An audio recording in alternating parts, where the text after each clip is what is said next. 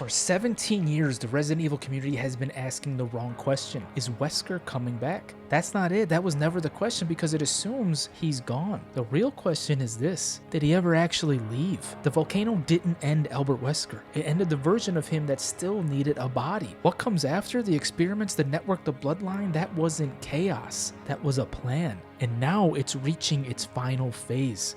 Wesker didn't become a god. He was built to become one. Umbrella's Wesker project was not just about building better soldiers. It was about engineering the next stage of human evolution. Children designed from birth to be capable of surviving what the progenitor virus would do to a normal person. Albert wasn't the only child born for the program, but he was the only one who truly understood what he was. Most people look at Wesker and think, ambitious scientist turned monster. That's backwards. He was never just a scientist. Even in RE1, before the T-virus, before the mutations, he was already planning a game nobody else could see. The Wesker project didn't create his ambition, it simply confirmed it. He didn't hope he was evolution's answer to its own question, he knew he was, and that belief is not a character flaw. It's the engine that drives everything that comes after. Here's what most people get wrong about Wesker's death. They credit Chris Redfield. They frame it as the hero's victory. Chris beat the monster, the good guy won. But that's not actually what happened. Yeah, Chris may have landed the final blow, but he didn't beat Wesker. Wesker's own body did. From the moment Albert infected himself with the modified progenitor strain, he started a countdown he could not stop. The Ouroboros combination was never stable. It was tearing him apart from the inside, and those inhibitor injections weren't some tactical quirk. They were a lifeline. A deadline dressed up as a routine. Think about what that actually means. The most intelligent man in the entire Resident Evil universe knew his body was a ticking clock. He didn't need Chris Redfield to tell him death was coming. His own body already had. And here's the part that changes everything. Albert Wesker was not a man who accepted failure. Not from enemies, not from allies, and especially not from himself. A man who believed he was evolution's apex could not accept that evolution might reject him before his work was finished. So when he saw the writing on the wall, he made a plan. Not because Chris might kill him, not because Tricell might turn, because his own ambition was about to consume him before he could finish what he started. That is the contingency. Not reactive, not desperate. Cold, calculated, and already in motion before RE5 ever began. We continue as planned. Now, Alex Wesker. Most people treat Albert and Alex as rivals. Two children from the same project, two competing philosophies, two separate endgames. But that's not what happened. They were two halves of one plan. Spencer tasked Alex with achieving immortality through consciousness transfer. She delivered. We saw it in Revelations 2. She pushed her mind into Natalia using the T-Phobos virus, and it worked. Albert was always watching. Before RE5, before the injections became critical, before Ouroboros, before everything, Albert worked with the connections to apply it to himself as a calculated backup. Built on his sister proving it could be done. A perfect reconstruction of Albert Wesker's mind, but not on some hard drive somewhere. In the mold. The Megamycete. The same network that held onto Ethan Winter's consciousness. If the mold could carry Jack Baker's memory well enough for Ethan to have a full conversation with him, it can carry Albert Wesker. The volcano did not end the plan. Chris just triggered the contingency early. RE5 was the moment the Wesker backup went live. And that consciousness, it's not scrambling, it's not panicking. It has been running quietly across everything the connections have touched. It has been patient for a very long time. Now let's be clear about something. The connections are not loyal to Albert Wesker. They are a black market bioweapon syndicate. Their goal is what it has always been, the perfect BOW. Something powerful, controllable, and most importantly, sellable. That is their business, that is all they care about. But here's the thing about a consciousness running inside the mold's network. It doesn't need their loyalty. It only needs their ambition. Evelyn was a legitimate connections project, a BOW built for psychological control. But look at what they kept chasing. Stable minds under viral stress, physical toughness, and the ability to carry a consciousness without breaking. Why those criteria specifically? Because somewhere along the way, the direction of that research kept getting steered, pushed towards something more specific than just a weapon. Miranda took the connections research and ran her own experiments, not serving Wesker, serving her grief, but using the same mold, operating on the same network.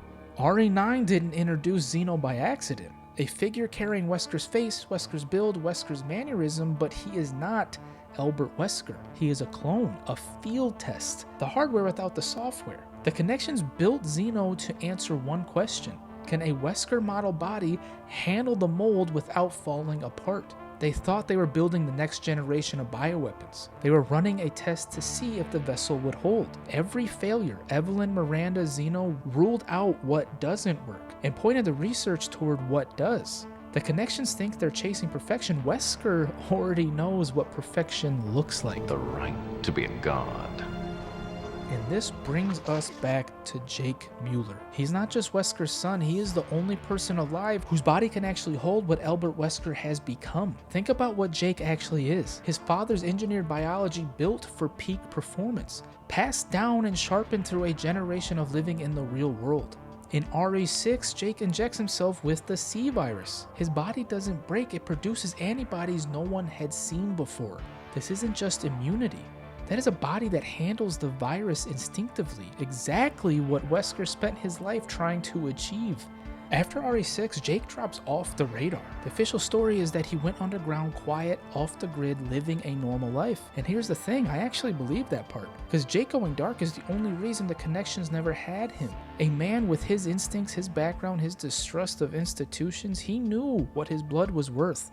He knew what kind of people would come looking, so he disappeared. And for a long time, that was enough.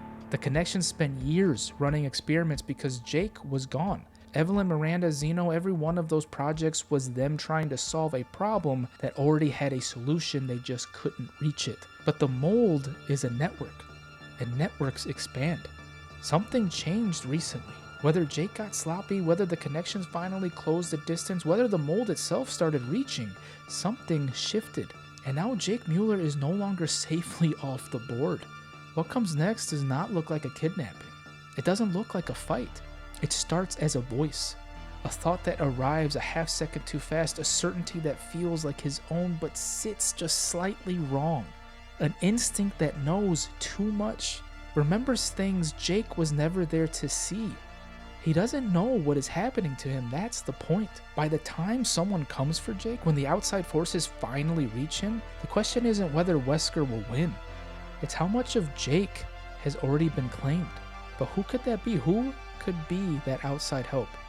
Chris Redfield thinks he finished it. He watched Wesker sink into that lava. He walked away, moving forward to RE6, to Village, to whatever keeps a man like Chris standing when the world keeps giving him reasons to break. But he has no idea the war isn't over. Jill Valentine does. She spent years as Wesker's instrument. He didn't just fight her, he used her. He was inside her defenses in a way no enemy before or since has been. She knows better than anyone alive what it feels like to have Wesker operating from behind your eyes. Chris brings the firepower, Jill brings the recognition, but for the first time in 20 years, Wesker is fighting a war on two fronts, because Jake Mueller is not waiting to be rescued.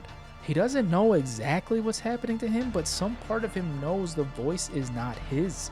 Some part of him is still pushing back.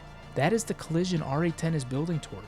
Chris and Jill closing in from the outside, Jake fighting to hold the line from the inside, and Wesker for the first time caught between the two. Not a man, not a monster, a plan that has been running for 20 years, finally meeting the one thing it never accounted for: the son who refuses to become the father. The Wesker Project created a man who believed he was irreplaceable. His own body told him he might run out of time before he could prove it, so he made sure the plan survived even if the body did not. The connections have spent years chasing perfection, never realizing that the criteria were already being written for them. Every failure was just information, every dead end was a redirect. Jake Mueller has been off the board since RE6. His body is the only one capable of carrying forward what Albert Wesker started. When RE10 begins, the game isn't just about survival. It's about legacy, it's about control, it's about a mind that refuses to die. This is his game. It always was. Now, if you guys want more Resident Evil and horror game coverage, then join the Dead Zone and hit that sub button. We are the Respawn Bros. Thank you for stopping by, and as always, keep dying, keep trying.